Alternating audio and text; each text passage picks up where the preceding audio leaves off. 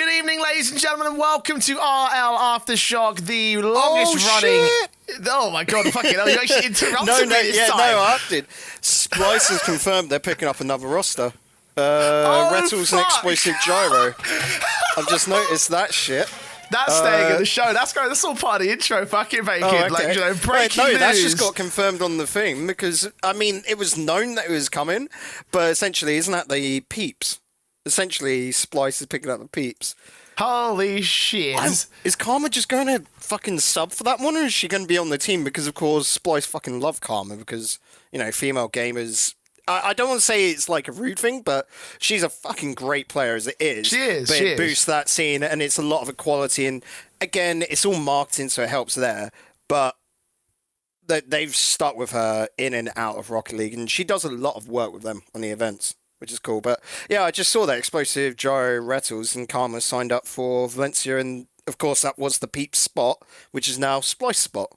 See, if this was live, this would be breaking news, but this is all pre-recorded, okay? So, legit, like the most fucking out of their intro in the history of the show, even worse than Cook's Speedos. I have no idea what's going on. Welcome to Aftershock, the longest running show, independent podcast here for the Rocket League esports scene in European region. I'm the Eternal J. This interrupting arsehole is Digital Bacon with some of the... It's not even like relevant either. Like, Splice is not even the European team, so like the fact that we're fucking talking about this is just like no idea where that came from, Bacon. But how are you doing? It's a European this tournament. Valencia's a European tournament, so it counts technically. But yeah, I'm good.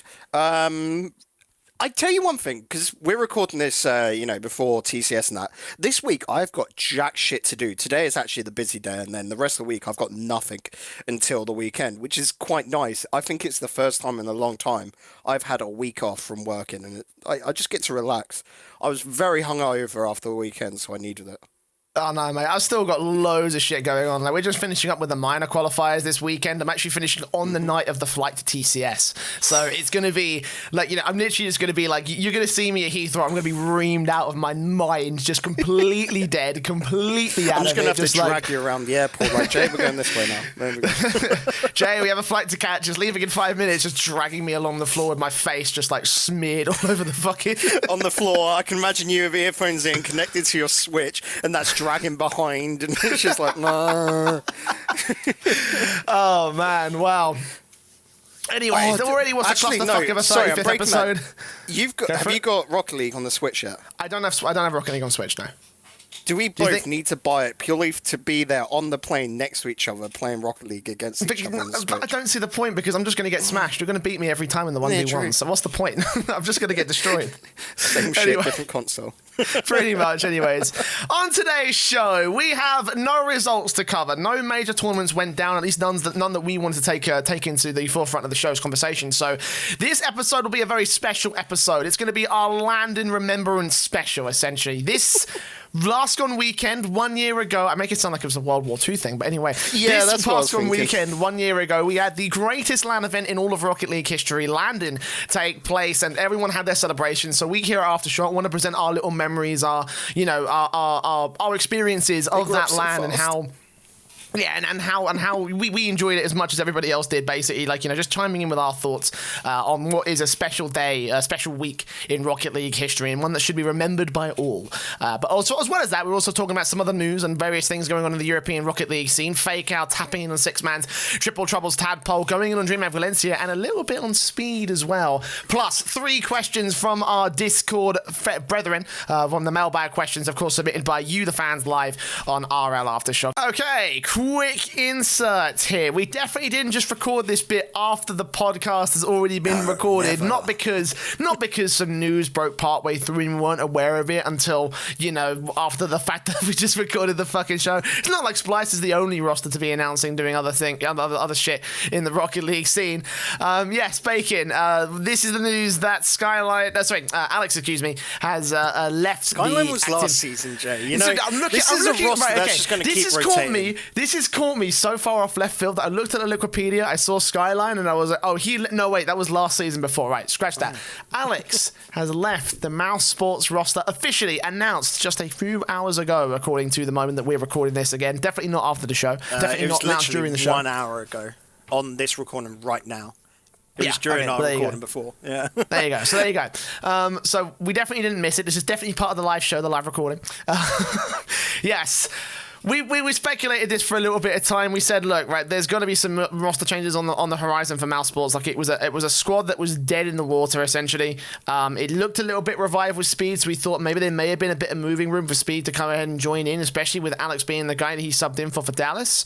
But according to certain screenshots that have been shared in the Aftershock Discord, which again you can join if you want to discuss this and more of the topics we discuss on the show.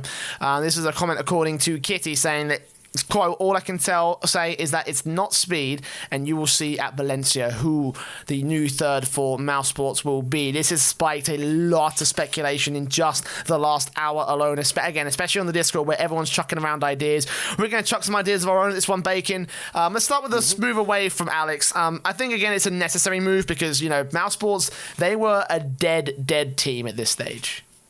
Yeah, definitely. Like, when we were looking at them, we knew it wasn't working. We even said a lot moving to this roster is not going to fix those problems. It's not really understandable. Going through this whole season, we could see it, and then, like you said, Speed moving on. We could see instantly there was improvements there because just the play style difference, and of course that is the largest thing. So looking at who they're going to bring in, arguably, like we said before, we can't see why Speed would join this roster. Like, it'd be out of his own choice. He was purely playing in Dallas purely because he could get a free ticket at Dallas and make a little bit of money. Ace, But who else would want to go from an RLCS spot down to an RLRS? And to me, when I look at this, Jay, it's probably more down to them not having the choice. Or if it's someone moving that way, or if it's anyone coming up, of course they're going to be wanting to get that secure salary and the RLRS spot there. Okay, so who are the names that are in that particular contention? Who are the names that we think possibly could be in that conversation then? Because if it's going to be a downward move for them, they're going to have a hell of a lot of conversation. And obviously, for Speed, potentially you could be arguing the idea that he would be able to get a salary out of this, but obviously the salary needs to counterbalance. The fact that we won't be making into the RLCS finals in the early stages of the team's project. Like for certain, whoever they pick up, it's going to have to be a long-term project if they're going to move down from an RLCS team rather than moving up from an RLRS or bubble scene team. So who do we have in mind? I've seen some speculation before about one team that I definitely think is going to be making roster moves, and it was even a little bit of speculation within that Reddit article, and that is Turbo Polster. I've said it. Ooh. This is the player to remove from the team. Yes. Panda had I've gone on blasphemy, whatever. Panda is the one that sort of had a very rough season mechanically, but he is the mental aspect to that team. Yuko is absolutely fine, but Turbo seems to be getting frustrated, so a new atmosphere, a new team is the right choice for him. And Mouse sticking with this, probably going on further. They've seen what they can do with Speed.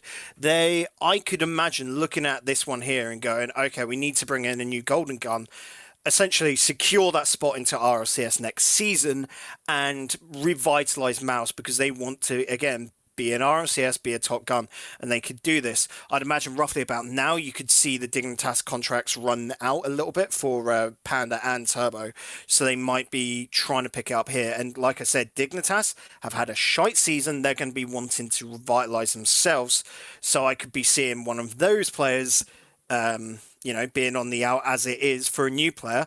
And for me, all signs point to Turbo. Well, I have it on relatively good authority, actually, and a small little leak that I was given to. I'm going to keep the name anonymous, so I don't know, so no one gets in trouble for anything. Apparently, it is the speculation is that it will be Turbo that leaves Dignitas. Our RLAfterShock exclusive, perhaps. I don't know. Inside sources, what I'm going to say right now is that where we're getting it from is that potentially this actually could be a reality. And do you know what? Based off your speculation, I can see that being a thing. Like these are two teams that have that have a reason to make a roster change. These are two teams that have a reason to make a move like this, and obviously that brings the question of who's going to join Dignitas. Would it be Speed that joins Dignitas? For fuck's sake! Holy shit! What a power play that would be for Speed. I could see it be Speed or Cooks. it's either one of those two lads. Everyone else is pretty solid with their own teams. They're the two I see. We could even see somehow maybe even Bricks breaking up this season, opening up a whole spot in RLCS essentially because of all this craziness. Another lad we could see move to Mousesports if this sort of thing does happen could be Mystic, because he's a great player, but I see him as the weakest player on that team. That's not a bad thing to say, essentially, because the Bricks are a good team, but they just had the lackluster season, and all those lads want to get onto a sponsored side. So I could see either Cook Zero Speed make the move for Dignitas, and then whoever's left over might be looking at Mousesports as the option to get the get a sponsored spot, and then we could see the RLRS team come back into RLCS purely because that spot is dissolved. It could be a cheeky little loophole play. Who knows? Wow, that would be that would be like the biggest power play in history. It's like, well, let's drop our player, dismantle a whole other fucking team, and then get our spot back through technicality. Oh my god, mate, that would suck for complexity though. Not for complexity, for Veloce, excuse me, who obviously had the perfect season, and then they're not the ones getting the spot, even though they placed higher than fucking Mousesports in that promotion playoff. But by rumours, remember, there's a look that maybe a Veloce player could be making the move into Bricks to replace either Cooks or Speed, which is the speculated ones to be making that change over the Dig. And fucking hell, man! This is like the roster. This is like the same sort of like the K-Dot move essentially. This is like gonna rock the scene. This might actually change the landscape of Rocket League as it stands. So this is the bullshit one. I knew of these rumors before going into today's recording, but they were just rumors, so didn't say anything of them, do we? Because it's just speculation, essentially, and hearsay from some people. But now that the first little drop has hit, like last season, like you're saying, with the K-Dot move and all of that sort of jazz, it is all going to start tumbling out the woodwork, and all right before RLCS LAN. Epic. Exactly. Holy shit. I was going to say, like, we'll cover all the Rostamania stuff after RLCS LAN, but it's already fucking unfolding before RLCS LAN. Wait. So, and apparently it can't wait. So there you go. So Jay, just on that note as well, quickly, we've talked about RLCS teams moving down, but are there any players you think could move up into that spot, like who are in RLRS currently or got knocked out, or a bubble player? Who could you see fill into that? Because, like we were saying, it's not going to be a captain type player, is it? Because you've got a lot already holding that sort of position, how he likes the team to communicate. So who would fit with a lot in Tigre that might not already be there, that is of RLRS or bubble quality? When I look at it, I can see a few players, but they're untested. Your Ixo, I could definitely see moving to that and create very exciting stuff, but he's not tested, and Mouse so far seems to not be wanting to go that way. There are a few UK players that kind of come to mind. Like, Ixo is one of those guys that does sort of add up to me. I know that Junior's a sub on Mousesports. I'd like to see him get a chance, to be honest. I can see him move over, though. Again, it's untested. Can't see him? That's the problem.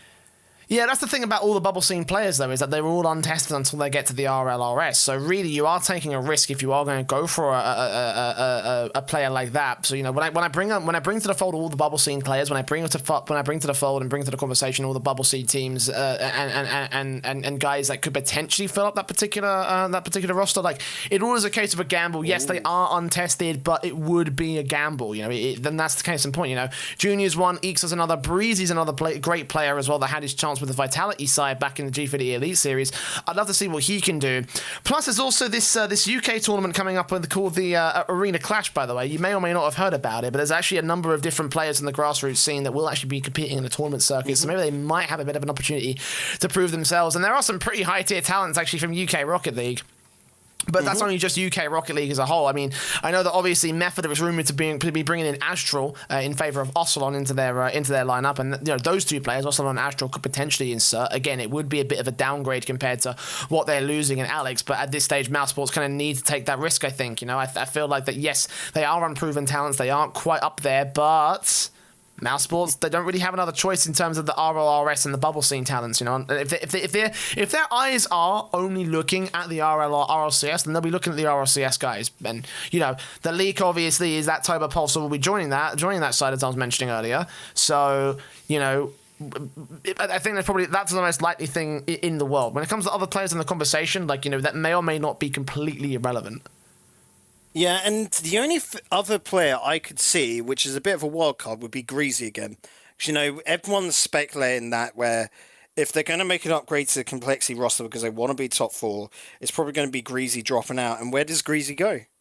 He's good friends with Lot. Do they have another crack at it? It didn't work originally on complexity, but what about this time when they've got Tigre in the roster? It's this new mouse. Well, you could also say the exact same thing about, what's it? Fucking Turbo, though. Turbo, yep. You could say the same thing about Turbo, a lot on Turbo. They're Swedish. They have their little Nordic connection, and obviously bromance going on. Yeah, the bromance and everything. Those guys have been active on Twitter and everything. Jesus Christ, that sounds wrong now. I've actually said it out loud. Yeah, I mean, honestly, do you know what? Like, just, speculation aside, and potential names on the cards. Like, honestly, I think that probably the most likely outcome actually could potentially be Turbo.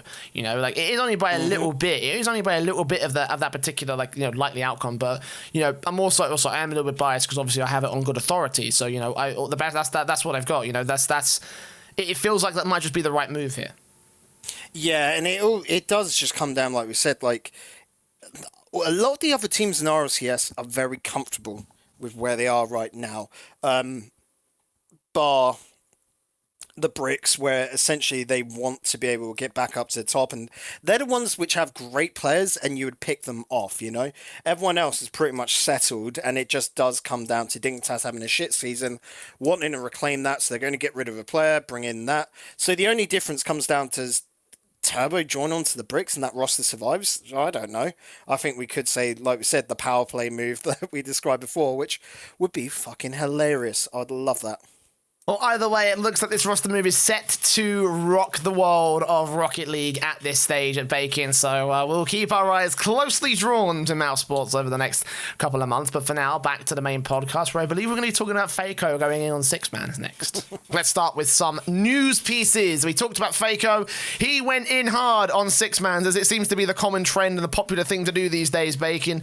He created a tweet longer with a bit of broken English, so do forgive it if you didn't want to go back and read that and talk and see what he specifically said, basically ripping into 6-mans. He obviously said that, it's shit because of the community, basically. He was promoted to rank A, and then he was telling me, he was telling us that he had a message from players saying a list of things to avoid, and trying to essentially be arseholes about it. Not surprising at all, Bacon. Let's be real.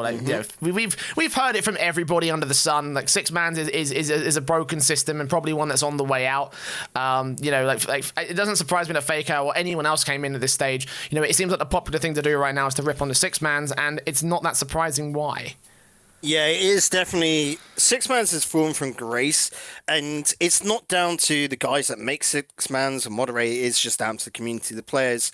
And evident from here, it's a lot of dodging each other, making sure that you don't play with this person, thus they're not going to get the XP, even though they did change the system a bit up. So, the people can get promoted and relegated quite fairly, but it doesn't help when the players aren't being fair. There's the biggest problem for me there is this can be done because it's not anonymous sign-ups. You can see when someone's in the queue to play 6-mans, instead of if you take it from CS and that, you just sign up and you're just put into a random pool of everyone of your skill level within that rank anyway, and then you just play.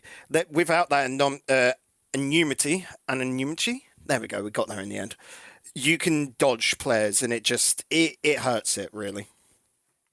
Yeah, I mean, 6-mans was formed out of necessity, I believe, because there was no real, advanced pugging system. But as Rocket League has grown and we've seen more investment and more people coming in to help support the whole scene, Facet's on the way in. And if they operate their Rocket League operations, anything like they operate their Counter-Strike operations, then 6-mans is going to be dead within 6 months.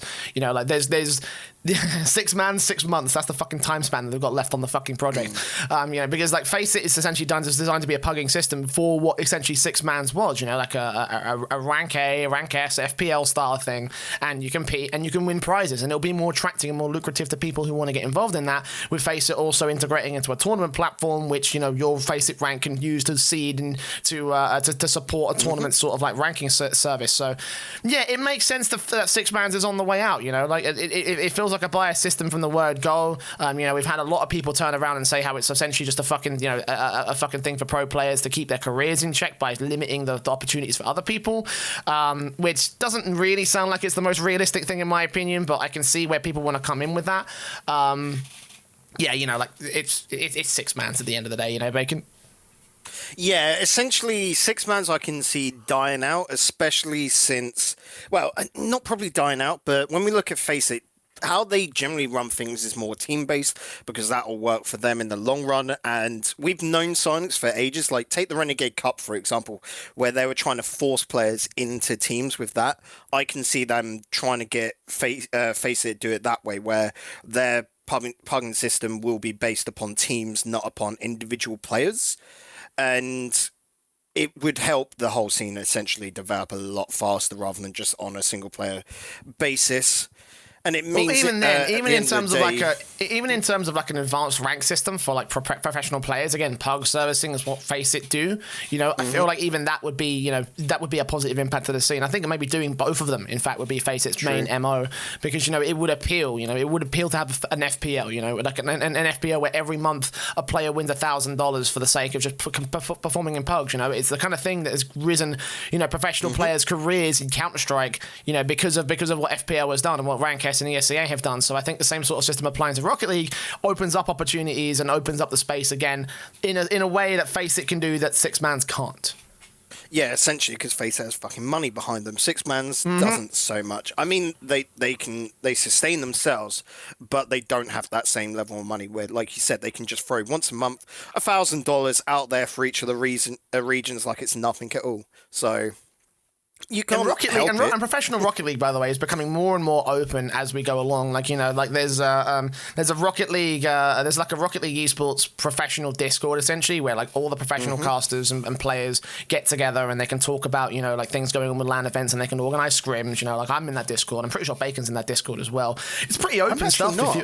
You're not really? No. Oh wow! I'm gonna shoot Base a message then. Let him get him to invite you, because I was invited from the word go. I'm surprised you didn't get message, considering we're part of Aftershock and everything. Holy shit. Yeah, no, but the point is that even though this sounds like a closed off community to everybody else, like it is still pretty open. There's like a Twitter account for it and everything, and they accept applications for bubble scene teams all the time. So, there is opportunities of opening up, even if it is community driven. Things are becoming more open, and Six Mans in the way it's relatively closed feels like a thing of the past. Yeah, and this sort of thing, like you were saying, the community, that was how actually a lot of Rocket League started off. So I'm still on those old Discords and TeamSpeaks and that, where it was essentially more community organisers getting in with the Psyonix lads, as well as a lot of pro players. Like, we're talking back to Season 1 days, and that's still going on, but they're not used. They're just shadow servers, essentially, where people are still in them. If there's anything posted, it's basically a meme these days. That is it. It's used for sharing memes, and that is all that is done. It's just basically how the scene grows on. It moved from that more into Six Mans for players, and then for the organisers, we have our own, connections to Psyonix and with each other. And now this is it, but more serious for scrims and with players, ain't it? Exactly. Again, the scene is developing and things will be changing. Like I said, like I think you said as well, Six Mans probably got 6 months. They should change their name. That's what I'm saying. Right, let's move on to some Triple Trouble news. Seems like every single week someone's complaining about something on the Triple Trouble side, and they have every right to complain at this stage. Like, they're one of the top teams in the world, probably have a decent chance to make a dark horse run at the fucking World Championship, and they still don't have an organization behind them. And Tadpole tweeted this out recently, saying, "I can't describe how painful it is looking at Dreamhack Valencia costs when every team around us is signed and not having to spend a thing on it as a roster. We haven't been paid since December either. Would be pretty cool to have an organization behind us." it is fucking, again, this breaks my heart so bad. Just in the same sort of way that like PSG not making it to the playoffs of DreamHack Dallas last week broke my heart. And this breaks my heart as well. Again, this is triple fucking trouble we're talking about. One of the best teams in the world, for fuck's sake, and they're just not under. They've not been paid since December. Like, you know, these guys are running on fumes and they're still making world championships in spite of that. Like, these guys are dedicated as anything. And any organization, like, you know, that's looking into Rocket League, like this is prime shit. Like, where's Fnatic when you need them? They said that they were looking in, and it's like, well, they haven't signed the fucking, you know, the Bricks side, so this is the perfect squad to pick up right now. Well, it's that weird case of, and this got posted, I think, in that whole article, essentially, of the reason why they're not getting signed is they're probably asking for too much money. But that's fair enough at the same time when they're that high level. And it comes back to, I think we talked about last week, whereas essentially you've got to win a LAN event and then you'll get signed. That's because they're looking for, you know, top 4, top of the top tier pay, which is what they're worth essentially, and they're just not happy to take, let's say all the top teams are getting paid $5,000 a player, and at the moment the only orgs that want to pick them up will only pay them $2,000 a player. You can understand why they're holding out. It's the same thing that Weedham Girls did with Team TSM, you know? If they're happy to do it, yes, but when it comes around to times like this, why I don't understand why they don't do, you know, a bit like what Veloce did, you know, the X-Team Secret guys, and just get a sponsor for that one event. That is very much possible, and that's respectful to do, you know? Just go off, get, I don't know, Fnatic to sign them for that one event, or probably not even Fnatic. You'd be looking at a B or C tier team. You know, Diffuse Kids quite often have done that in the past, where they just pick up a team purely for that LAN to get their name out there and all of that jazz. Just pick them up, pay their expenses, because that's what it is, and that means Triple Trouble don't have to spend the, $1,500 between them for the long weekend.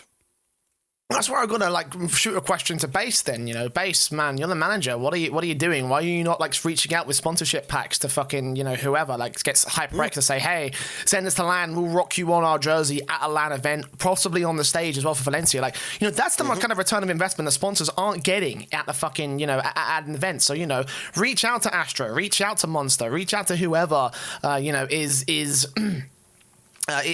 looking at sponsoring in the Rocket League space. It doesn't even have to be a team. It can be any brand that is involved in esports, and just say, look, pay for our tickets, pay for our flights, and pay for our, you know, our hotel costs, and get us to LAN, and we will sort you out, and we will represent you on the grand stage of Valencia, and that possibly could cover your cost. It's expensive as fuck, and we know that, you know, obviously, it's not easy to try and re-up on those kind of sponsorships, but if you do a good enough job, if you try and promote things, if you even take the extra time out to, like, you know, do activation things at the LAN event itself, like little fucking videos, like, you know, you could potentially get even more budget to hire out a videographer and essentially do something like that. Like, you know, you could create Triple Trouble into be like, and actually not like an organization brand. I mean, you could potentially go there if you wanted to, but you'd be able to cover the costs if you had the right business moves and if you had the right sort of business business mindset to it. And, you know, like, I'm not trying to call Dion out for anything like that, you know. I think that Base has done a really good job with what Triple Trouble's limited resources have had, but if you're struggling this bad, you need to make the opportunities, you know. That's kind of like, maybe that's my mentality speaking there, maybe that's not a reasonable thing to say, but that's just the way that I'm thinking at the moment. No, and I think the exact same thing. Don't get me wrong, that comes from, like, you know, tournament organizer. This is all business. Like I said, esports is essentially just a form of marketing, really, in the grand scheme of things, to, you know, your Astro, to Logitech, all of that. It is just all marketing for them. So it's not just Triple Trouble in the same boat. The same thing can be applied to the Bricks, you know? Why is Speed going off subbing for Mouse or whoever he's going to be subbing for at Valencia when the Bricks could get there themselves by doing these same tactics? It's not shunned upon at all. Like I said, it's happened in the past and it will happen in the future. Just contact a team, like you said, and just go, even if it is just the main brand themselves, like, you know, just go to Logitech, right, we will play under the name Logitech Gaming, just pay for us for the weekend, bish bash bosh. We don't even need to actually make profit out of this. We want to go there. The difference being, if we make money, that's our money, you don't get a cut of it. That's how it works in general. The sponsor fucking just pays for the team to fund their own shit. And like most of the sponsorship, most of the money in organizations comes from sponsorship anyway. Like, you know, the players are the ones that keep the prize pools. So, you know, even if you were like, generally even if you were to teams. It'd be Go on. like online tournaments. The teams get all the prize money. If it was a LAN event, say the sponsors, the org, would get 15% and that's purely for them just to get a cutback on. Are you sure it's not the organisation and not the sponsors? Yeah, I mean, it's the org, not the sponsors. I'm saying sponsors don't get any money. The org, the team does. And again, that's like a 15% purely because that's them trying to cover a bit back on flights and getting accommodation and that. They're not even going to be able to cover the whole extent. It's just to get a bit back to make it an easier bullet to bite, you know? Yeah, and that's the main motivation for taking prize pools out. And Triple Trouble don't need to do that because Triple Trouble, the players are the fucking organization at this stage. You know, like again, I feel like it would be a missed opportunity if I mean I'm sure that this was probably going on behind the scenes. You know, I'm gonna give Base the benefit of the doubt, but you know if this is a problem, this is a struggle, then there might be something you're not doing right. At which point, you know, there's plenty of people you can contact. You know, there's plenty of professionals, plenty of people in the Rocket League scene that you can say, look, we're trying to do this, we're trying to get sponsors. Here's our sponsor pack. You know, at any point, is anything you want to say, anything you want to give to us, or anything we should do. You know, up to that point, you know, like, and again, if you can create those business connections, then you could potentially not even need an organization if you're Triple Trouble. Like, you know, and just even fucking then ask like different friends and that. For example, like you could go to anyone around, like let's just say, for example, Base goes to, you know, Stumpy and Carl and Jinx. They just go, Stumpy Cole, could you just float this pack to Jinx, you know, or something like that? For me, I've got contacts with everywhere else and then little bits and that, and you just float them to friends and say, do you guys just mind throwing this out? The whole Rocket League community be there like, fuck yeah, just give me the pack, whatever the PDF, and I'll pass that on. Because we all want to see them do well, you know? Yeah, I don't know a single soul in the Rocket League scene that doesn't want to see Triple Trouble do a fucking really good job, because everything about this team comes from the heart. You know, they commit and they go in hard. Like they don't fuck about. Like, you know, and that's the reason why they're one of the top teams in the world right now. And you know, obviously people want to see them succeed. And obviously I want to see them fucking go to LAN. I want to see them at Valencia. I feel like it would be a very, very empty LAN without Triple Trouble. So. You know, like I'm gonna implore to any sponsors that are listening right now, send them to fucking Valencia. Like fuck it, I'm halfway tempted to sponsor them myself with Aftershock at this stage. Like, you know, like fucking don't actually take that seriously, guys. I got no money. I was gonna say if they're willing to do it for a bag of walkers, yeah, Jay will sponsor them. I mean, do you know what, Bacon, right? We might be going to Valencia anyway for other reasons other than being tourists. So, you know, maybe we should just give them our fucking spot at the, you know, in the shared Airbnb, and there you go. If they we'll want to sleep out. on the floor of the Airbnb, yeah, sure, do it. There you go. That's it. Then fucking, I'll just pay for some extra flights. There you go. Aftershock will sponsor Triple Trouble. There we go. We figured it out, boys. That's what's going to happen. Aftershock is going to sponsor Triple Trouble. Please don't actually take this serious. Right. Let's move on, because also in this tweet from Tadpole, there was a little thread that got thrown up where he hints at some behind the scenes, peek behind the curtain stuff. You know, obviously there was a little bit of a turnaround. Obviously, Tadpole tweeted what he tweeted. Rams tweets question marks. Tadpole turned around and said, quote, "Oh, I'm sure your team is struggling with costs after that 50,000 prize they took a few months back." Obviously, you know, talking about the victory for the bricks and the WSOE victory, obviously. Then Speed comes in and says, "Just win, lol." And then Tadpole fires the fuck back. This is fantastic. Saying, quote, "You'll get to the event not knowing what team you're subbing for this time anyway." Ooh. Yikes. That's fucking Again, we were brilliant. talking about this, like, Speed just seems to be a wonder sub, so allow it, but it is going to become a meme, and I can see him bounce around. Like we were saying, the same thing that we're talking about with Triple Trouble can be applied with the bricks. The difference is that Speed has proven his worth as a sub, so everyone fucking wants him to be the sub on their side. And I could see that again, Speed turning up to whatever team. You know, what I would love most is I'm quickly just looking through the Valencia teams that are already in there, and I would love something like an American org to somehow have him on there. You know, like at the moment, EG. Evil Geniuses, or sorry, ex-Evil Geniuses now, because they've just dropped their roster. Corrupted G and Classics have got that free spot to Valencia because that's the main org. They don't have a third man. Fuck it, let's get the first EU player playing on an NA team. Speed gets signed up and a free trip there. He's not going to get paid, but he's got two lads that have already made it to the semis at Dallas. With Speed on, who knows? Let's go for finals. Yeah, I mean, I'm just still I just would kind of love that laughing so at the much. prospect of speeders that this might actually be a realistic plausibility as well. Is the best part about this. Like, this feels like it fits together quite well, considering that obviously the Evil Genius's situation. So the fact that he might not know about this right now and probably it still will come to fruition is just fucking beautiful. I love that point. He doesn't know about it. Suddenly, he just wakes up one day. Oh, you're playing with us. All right, I guess I am. Like, just the, yeah, sure. Tadpole Speed, we love you. Thanks for the Twitter banter. Right, that's the end of the news. Thanks again to all the Rocket League participants that were involved in the scene for creating content for us to talk about at the top of the show.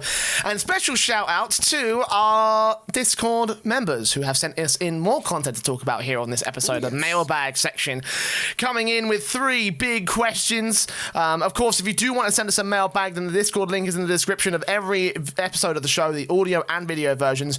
Join, get involved, talk with us, and, have a great time, essentially. We discuss all the main topics going on in the European scene. Sometimes step over to North America, the Scrub Lords. And obviously, you can also send us a question via the Mailbag channel in the Discord server. Our first question comes in from Matt Belfinger, returner to the Mailbag section. He asks, quote, first of all, cheers for the content. Listen to the podcast on the way to and from work, so keep them over 1 hour 20 for me. Ha! You wanted to fucking make it half an hour an episode, Bacon. Fuck you. My question is, do you think a podcast that, say, got ex-pro or current pro players that are sociable as a special feature to talk about how they have developed, what they want to see going forward, and how they transition from just chilling with mates on Rocket League to being some Rocket League prodigy would work, and massive hint in brackets. So the first thing I'm going to say is we actually have already kind of had this, Bacon, in discussions with Dazarin. So that's a pretty decent show that actually covers a number of different professionals. Like you said, Turbo Pulsar on there. Daz is a really great interviewer. Like, I kind of want to see him do more. He has teased the idea of bringing discussions back, but I haven't seen any of that come to fruition just yet. I'm still chilling in his Discord waiting for the moment for it to happen because I want to jump on that content like a fucking dog. Seriously, I absolutely loved the discussions with Dazarin show, and I really want to see him bring it back. Yeah, and then for us, like, we try and do that a little bit whenever we're with specials. Like, next week we'll probably have a special with predictions and such. So we're not going to confirm who, but we're trying to get, 2 special guests like we did for the end of year special and last time round, didn't we? So we'll try and get that sorted. Are you sure it's not Worlds? It weren't end of year, it was Worlds last time, season 6, that's it. So we'll try and get people in for that. And we're not going to give off any names, but essentially, I feel like for us on our channel anyway, it's better for it's feature sort of special events, not a weekly thing to get in a guest, because otherwise it's not special, essentially. Well, here's the thing, Bacon, and this is something I'm going to reveal back to the audience at home. Like, remember a few months ago we were teasing about this special upcoming content and shit we were doing with Aftershock? If you go back through the old things, I was like, oh, keep your stuff locked to the social medias. We got some cool shit coming up. Actually, and I'll be happy to reveal this right now. Mm-hmm. We were planning to do a show that is literally exactly as was described by Matt here. We were going to have, I was going to have a 2-hour show where I or Bacon sits down with a professional player, interviews them about their career up to this point, where they've been, what they've gone through, what their experiences were, and where they look to go in the future, essentially. It was going to be like a career recap. Our first guest was actually planned to be Speed, because at the time, he was just picked up for Flipside. He had just won the WSOE thing, and we were like, right, we need to get in there one. Now, the reason why that never came to fruition, and the reason why we still have not actually made good of that, is because the way that we go through these shows is that we plan them pretty heavily. Like, we go through, we don't plan it to the point where we're like scripting out the fucking episode, but we have like general points and we do our research and we make sure that we have everything we want to talk about in the show in a plan of the show. So when I was going in to approach the interview stuff, I was writing up like maybe 3, 4, 5 different drafts for the Speed show, the initial plan, and I was absolutely fucking hating the way that the interview was going out. It was always just like, this is your team at the time. What was it like? How did you feel playing under this player? And then what was the situation that brought you out of that team? And the next team, and the same questions. And the next team, the same questions. And it was, triple trouble. How did you feel making it to, the fucking this thing, that thing, whatever have you, And there were like little highlight points where it would deviate from the formula, but it was very, very just block, and same question. And every time I tried to change it up, there was always some element of the draft and of the plan that I was just never happy with, and that's why it never came to fruition. And I've still been working on it to this day. I've still been trying to find a way to try and break through, but the whole speed topic has kind of gone past it at this point. I've been wanting to try and reach out to other pros for interviews, but even then, I'm not going to put out content on Aftershock. I'm not going to put out any content at all unless I'm happy with it, unless I'm proud of it. And I do not think that in the way that I am personally currently handling the show plans, that it's going to be good content for you. So I'm not going to do it until it's solid. And I find that quite funny because Jay's a perfectionist with that. If I ever put anything up, Jay will back me up. It is bullet points, and that makes him sweat. We go into this, Jay writes his parts, and he's got these immaculate 3-page, show plans for what is an hour, and I just add bullet points here and there, and he has no fucking idea what I'm going to be talking about, and that absolutely rattles Jay. But for me, that's absolutely how I work on the complete flip side. But Jay will back up when I do notes of broadcasting. I'm completely the opposite. I do lots of homework on that shit, and it's just funny how people work in different ways dependent on topics. I come in stuff well prepared, but if I'm going to bring a topic, I do that off the cuff most of the time. So an interview would probably just be a meme fest if it was me, because it's just whatever I'm thinking about at the time. Yeah, exactly. And, I'm not going to stop you from doing an interview, Bacon. If you ever want to do an interview with Aftershock, I'll be happy to facilitate that. I'm not going to block you from expressing yourself creatively on this show. For me personally, though, I really wanted to take the brunt of those interviews, and unless I can produce something I'm happy with, then I'm not going to do it. That's not to say that I'm not going to do it at all. I have been getting closer and closer, and we are making some moves to bring back the live shows. We just brought in a social media manager for the podcast, so he'll be getting more involved in terms of promoting things, and hopefully that will drive some more eyeballs to the content. And that seems like the perfect opportunity right there to try and bring some interviews in and try do some work around pro players and give them the opportunity to say what they want to say in an off the cuff sort of scenario like we do at Aftershock. And you know what? If I can get something going for a professional player, preferably someone currently in the scene right now, then maybe there will be a decent chance that will come through. And I think okay, I'm going to say right now that it will be coming at some point. Okay, I definitely want to do it. It's something that I want to follow up with, but I'm not going to give a roadmap. I'm not going to give a It'll be over the summer at some point, because me and you are both, again, with the live shows coming back, we've suddenly got schedules that can align. Yeah. And it just makes it a lot more easier, because we were going through a period for the last 2 months where me and Jay were only free on days where the other was busy, so we couldn't get any of that sorted. We've got a lot more freedom with our schedule on that coming up over the summer, and so things should start to fall in place, which would be nice. Exactly, and as well as that, obviously, with the staff also being more free as well over the summer, with the fact that our schedules, I'm going to be finished with the minors by the end of the week, and then that'll basically be that over and done with. I've only got one thing planned for the rest of for the next couple 8 weeks or so, and then other than that, I'm free for every single day. So we should be able to bring the live shows back, and then from there we can start to facilitate more things. So again, never say never, but I'm not going to give anything just yet. That said, though, if you do want to suggest a professional player that you want to hear on the Aftershock interview show, if and when it ever comes to fruition, then you can join the Discord and request it, and maybe we might actually just follow through with it, but I digress. Anyways, let's move on to a question from Hutchie with a question about North American squads. With the recent SSG Sathyu situation, for those of you who don't know, Sathyu was dropped from Space Station Gaming in pretty hilarious fashion because the whole of Twitter blew up about it, and everyone was like, this is the worst move in the world, and even me and you were like, this is the worst move in the world, but that's a story for North American podcast. I don't understand how you can drop the captain. That always seems very odd, but yeah.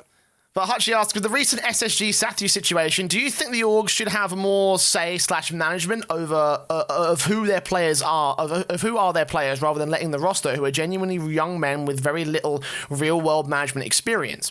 Secondly, what are your thoughts on teams working through their problems that we have seen with Complexity and now SSG criticised for making roster moves, whereas Karma and Splice have been criticised for not making roster moves at all? So to start with the first part of this question, I mean, obviously, that fucking question there with the news that just broke at the start of the show, yeah, that kind of puts it into fantastic context. But for the first part of this question, So this is an opinion that I've held since Counter-Strike, and absolutely yes, I do believe there should be some sort of manager or like coach or somebody who has oversight and final say on roster moves and things about that. Because in Rocket League we have this massive problem where everyone switches rosters because it's not working out for a season, and it's a really unstable and not healthy way to go about building your squad. And it's something that if I was ever owning a team, I would never, ever allow it. I'd be like, no. You're contracted in. This is how it's going to work. If you have personal problems with that person, then okay, bring it up to me and we'll work through it, because I'm not going to let you just go off like that. You know, we've seen situations in Counter-Strike where this has become a problem. Like there's been some really stupid moves in CS especially, because like you've seen, you know, in CS where everything is more specialized, you've seen some crucial element of the roster be taken away, and then the whole roster falls apart. And that's only a fifth of the team being taken out of the whole thing. In Rocket League, that's a whole third of the pie. Like if you and again, also situations where we've seen people fucking teams be completely destroyed because one player was removed out of the roster, because at the time the players were like, well, this is a problem that we're going to focus on, but you need to take into account the grand scale of things. Yes, he has this problem, but what does he also bring to the team? What does he also do for the team? And how could removing him potentially negatively impact us as well? And I don't think a lot of players in their one-track mindset ever really consider that. Yeah, and for me here as well, looking at as a player, how are you not signing a contract which sort of stops this, essentially, you know, like a contract break clause where if, for example, SSG in this case, were to break that contract and he's made redundant, that he gets paid half of the remaining contract, that sort of thing, so you can back yourself a little bit money-wise, because you got to think pro players do not have full-time jobs.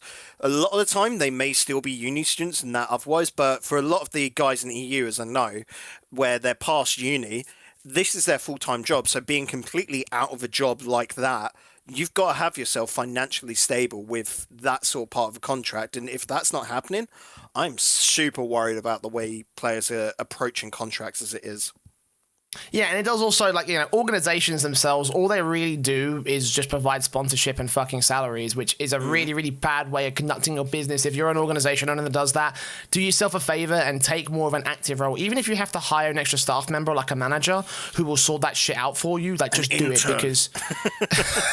That is it. No, don't hire an intern, because they might be just as bad. But, like, you know, like, get someone in that will, you know, hold on to the team, try and see if you can work through issues rather than just allowing the squad to make roster moves at a whim. Because honestly, I can only think of a couple different managers and a couple different coaches who do that kind of thing for their squads, and I think that it's something that organizations need. It's a position that organizations need to pay for in order to produce better results. Because, like, we've seen some really silly shit happen across esports as a whole, not just Rocket League, not just Counter-Strike. I mean, Counter-Strike is my go-to bread and butter, so obviously I'm going to bring those references to the conversation. But, you know, like, again, you mentioned obviously Complexity and how, you know, they had their fuck-ups, and SSG also fucking up this one. I think that probably that roster move is going to, you know, really, really hurt their lineup. And, you know, again, I feel like potentially if they had a manager or a coach in that was in there to, like, you know, they had to, like, clear it off with the organization first, they'd be like, hold on. This might actually not be as good an idea as you think. And then to, you know, veto the idea, keep them going and try and work through the problems rather than just swapping out what the players perceive as a problem element. Yeah, it all seems very silly, and I just don't get it anymore. Like, why? Well, to quote your fine self, players are dumb. So, you know, I think that's true. About as appropriate as the conversation can go on that particular topic. Now, your second point, you ask, what are your thoughts on teams working through their problems that we've seen with Complexity and now SSG being criticised for making roster moves, where Karma and Splice have been criticised for not making roster moves at all. Now, I say that any roster move, any sort of issue with a team needs to be taken on a case-by-case basis. If you're having massive chemistry issues with another player, then probably it's a good idea to move that player out of the way. And you know, to get a new player depending on... Again, it's all case-by-case specific. Like, I'm not saying that roster moves should be shunned, but I'm saying that if you're going to do it, you better consider every single fucking option. You better have someone else on the outside. This is why I advocate for coaches and analysts and managers, because those are the guys that will bring you those extra set of eyeballs. Those are the guys that will bring you the extra sort of insight into what's going on. So that way you can work through the issues when roster moves are off the table, and that way you can also make roster move when it's the right time to do so. Like, there's a very famous mentality by an NBA coach who said the ability to coach is the ability to know when to cut a player a year early rather than a year late. And that's sort of like a mentality that's like, right, okay, so you know what the fuck you're doing essentially if you can do that. And if you if you implement that mentality into Rocket League, I think we'd see a lot more stable rosters. I think we see a lot more, a lot more stability and just generally sort of like, you know, smarter decision making in roster moves, and I think we'd see a lot less situation like the complexity in SSG situation. You know. Yeah, definitely. And when you're looking at it here, like taking a case by case example, like we were saying with this Karma Splice deal, where. Like, we're just taking this on face value from Valencia coming up, where the Peeps got their spot, and now looking at Valencia, it is Splice that has that spot, no Peeps, and it's Explosive, Gyro, Rettles, Karma, and Malachus. That means Arsenal is off the roster, and Karma's being brought in. Now, this to me would be a case of the Peeps wanting to get sponsored, of course. Splice coming to them going, right, we want to sponsor you guys, but you got to bring Karma into the fold. And this would have been a group decision where, again, it makes sense from Splice, where they don't have to buy out a team. This is an unsponsored one, so they've just got to provide them money. And that was their sort of, I want to say, caveat to it, where Karma's got to be involved in this team because she's our golden girl and we want her, we back her. She's a great player and can play at the RLCS level, so you've got to involve her into the team somehow. And to me, that makes perfect sense. Karma coming in will mix up the team chemistry quite a lot because, of course, you're replacing Arsenal. He's a fantastic player. I could actually see him filling out the spot on SSG, maybe. It'll probably be a rocky season for them, though, with that. But keeping on to the topic of Splice here, that's something I would expect a lot more. And I actually massively respect Splice for holding on to that player. Yes, Nose Dude and Jay Wismer are sort of knocked into the RLRS without a sponsor, but them holding on to a player which they believe in is, to me anyway, very cool because we haven't seen that in Rocket League yet. And that links back into our point earlier about the first question that you asked is, you know, that the team is taking a much more active participation in the Rocket League team because they're keeping up Karma, who has been consistently probably one of the better elements of Splice for every single iteration of the Splice sort of like lineups, essentially. So yeah, having faith in her and giving her the opportunity to shine, like I think is a really good move overall. You know, like, you know, we were doing the Rocket League Central Alternative stream, and one of the comments that I said that I think people seem to agree is that Karma is such a fun player to watch because she's really good. When she pops off, she looks really fucking amazing. And you know, there was that meme that made the front page of the subreddit on during the promotion playoffs.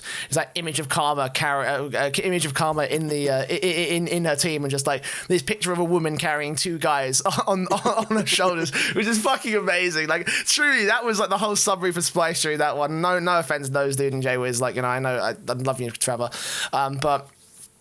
You know, like, again, it does sort of like bring to the point we were talking about earlier, in that yes, Splice are having a bit more involvement in their in their team formation. You know. Well, even on that point, when you look at Splice, they had done some partnership with Mountain Dew, I can remember, and they were at the last Insomnia event. Splice being an RLCS team, well, they were just, I think, promoted then, and they're getting out their team to the UK to just basically do promotion stuff. And they've been doing that for a long time, especially with Karma along with, in the NA sort of region as well. And Splice know that this team, they want to them to sort of be at events doing a lot of promoting for them, and they know how to do that, and thus for me that is probably a large part of why Karma is still on this roster, is because she is very happy to do that role within it, which is really cool to see, and you don't see that from many players at all.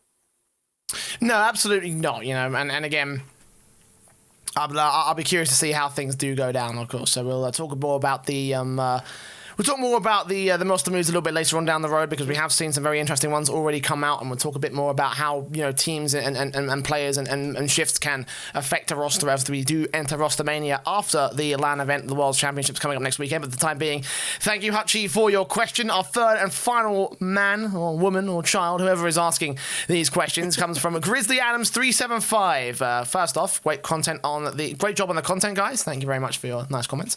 You make my morning car ride to work bearable. Well, thank you very much. I'm glad that we aren't fucking annoying, as we've been told many times in the past, as according to certain YouTube comments. Was it maddeningly pathetic? Yeah, anyways.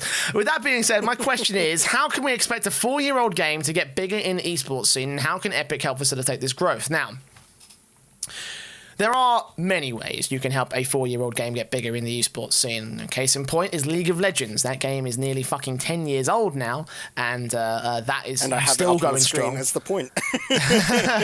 And it's still got a thriving world championship that sells out stadiums at certain points. So they've been able to keep that alive. Olympic stadiums, yeah, and they've been able to keep that alive for years. And there are various different ways that you can make that happen if you are a game like Rocket League. Because again, Rocket League is one of those games that so many esports analysts have said it does not have the limitations of other esports games. It is easy to understand from a surface level, very deep and analytical for the hardcore fans like us, and it also doesn't have the negatives of being violent or particularly turning off to a particular audience. Like it spans. Kids can enjoy it, and adults like us in our 20s and 30s, we can also enjoy it all the same. And the entire gaming landscape, even my parents recently, they were watching the last TCS LAN, and that was the LAN that made my mum convinced about the esports thing. I'm fucking proud of that, and I'm really proud of Rocket League for making that shit happen. So yeah, there's a lot of potential, there's a lot of opportunity for the esports for the esports landscape of Rocket League to make work. So the question is, how do we expand it? Well, there's a few different things you can do.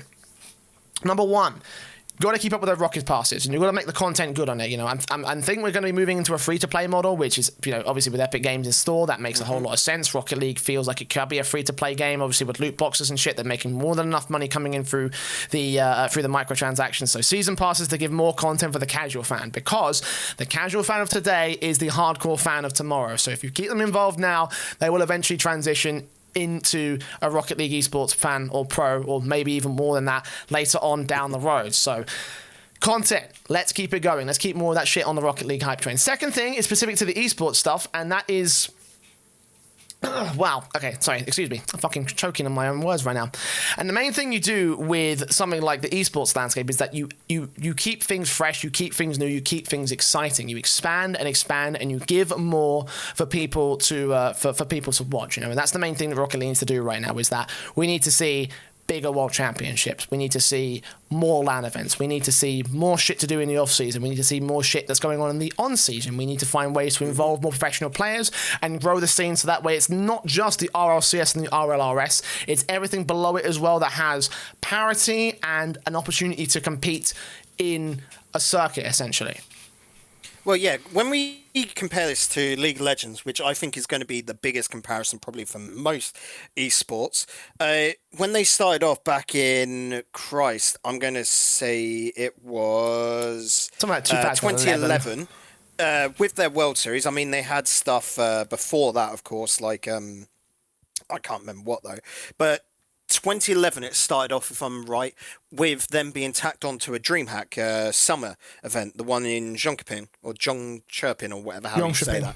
Yeah, which was, I think even it was only like $100,000, and over the years they completely expanded that. The second season went on to, and I've literally got up on the screen now, 2 million. Third season was 2 million as well. And not just 2 million, like the third season, 2 million, then 50,000 on top. Fourth season, go 2 million, 100,000, 2 million, 100,000 again. And then the massive increase to 5 million. 4.5 million. Last year was 6.5 million. This year they haven't announced how much it would be, but it's just those increasing prize pools. For me, I reckon next season Rocket League does need an increase, just because again, prize pool shows status of an esports.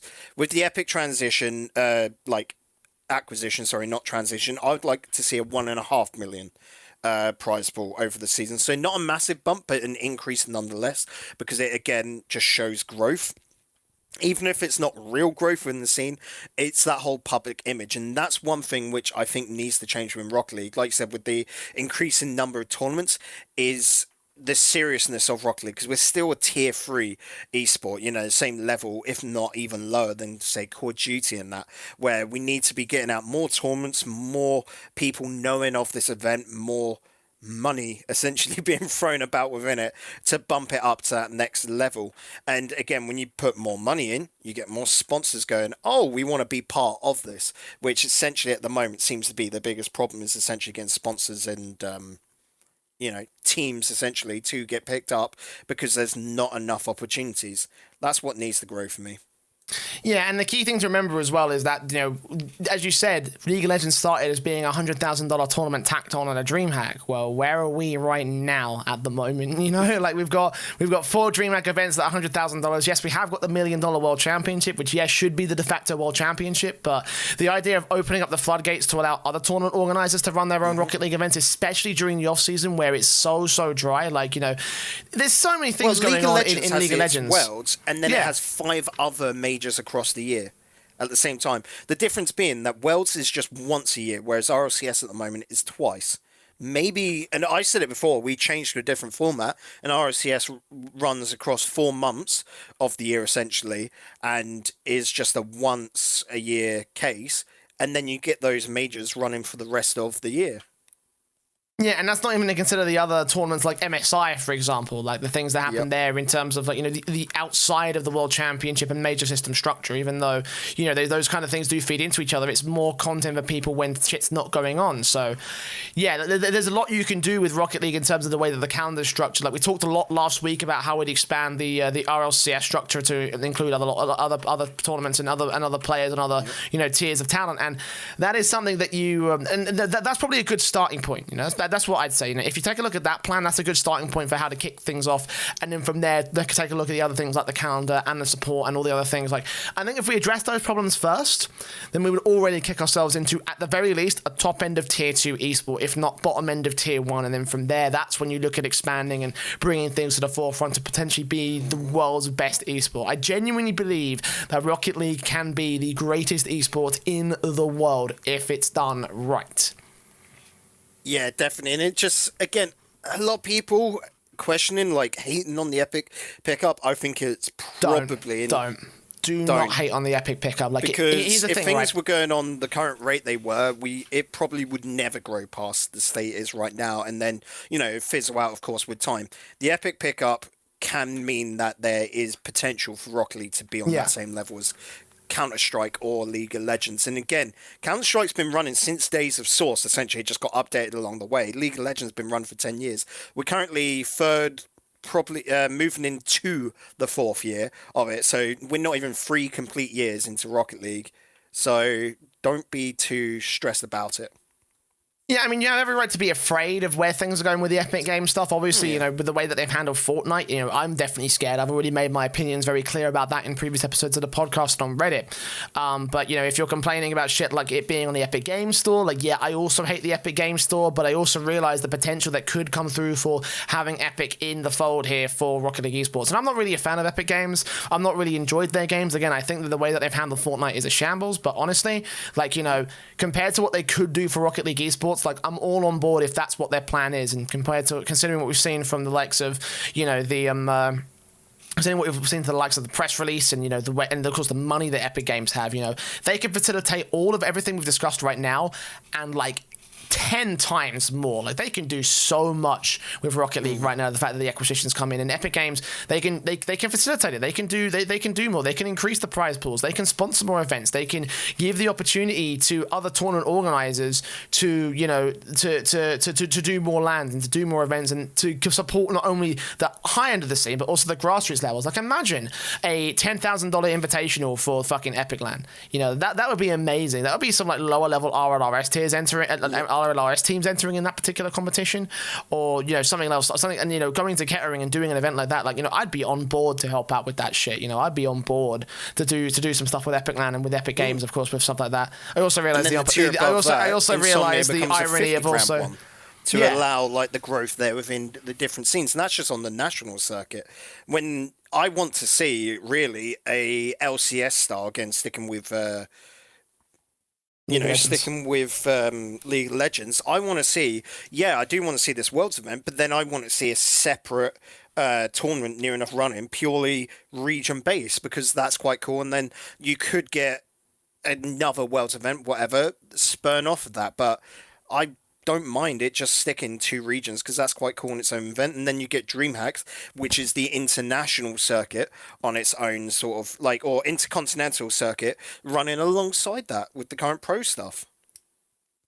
Yeah, absolutely. And again, I'm just down for what Epic can do. I'm just hoping that they do it right. Again, that's my main thing with this podcast. Let's get it right, boys. Let's make sure we do it on the right sort of form. But thank you for your question, Grizzly, and thank you, of course, to the Suhachi and Matt Belfinger for giving us your questions. Again, if you want to get involved with the podcast and you want to send your own questions, the Discord links are in the show notes and video descriptions of every single episode. Click the link, join the Discord, join the discussion. We talk about all sorts of esports things, and including Rocket League esports and including other stuff that we also get involved in. So you want to get involved in that. And again, there is a mailbag channel where you can ask a question, and chances I will answer it on the podcast. So no results this week because there was nothing major going on. Everyone's building up to the to the World Championship essentially. So we are all focused and all getting ready for that one. We're all getting ready for our special prediction show that will be coming next week, potentially, possibly. I don't know.